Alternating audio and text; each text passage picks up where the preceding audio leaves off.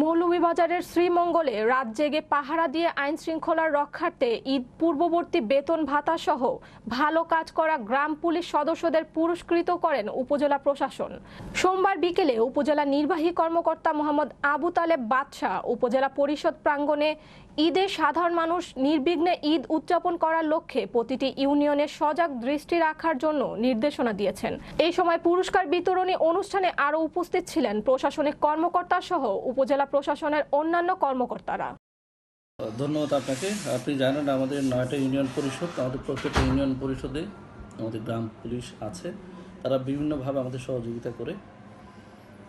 তো আমরা তাদেরকে নিয়ে আমরা মূলত কাজ করি। আমাদের জনমৃত্যু নিবন্ধন থেকে শুরু করে ইউনিয়ন পর্যায়ে আমাদের প্রচারণামূলক বিভিন্ন কার্যক্রম তারা সার্বক্ষণিক সহযোগিতা করে।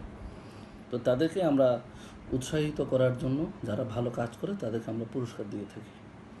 তারই ধারাবাহিকতা আমরা এই মাসে 9 ইউনিয়ন থেকে 9 জন আমাদের গ্রাম পুলিশকে আমরা পুরস্কার দিয়েছি এবং এটা আমাদের কন্টিনিউ থাকবে। আমরা প্রতি মাসে যারা ভালো কাজ করবে তাদেরকে আমরা পুরস্কার করব তাদেরকে। শুধু জনমৃত্যু নিবন্ধন না, আমরা সব কিছু বিষয় নিয়ে আমরা মূল্যায়ন করি। আর একই সাথে আমাদের সরকারের বিভিন্ন উন্নয়ন কার্যক্রম যেগুলো আছে সেটা যাতে তারা প্রচার করে আমাদের গ্রাম পুলিশ যাতে জানে সেটাও আমরা ব্যবস্থা নিই। ধন্যবাদ।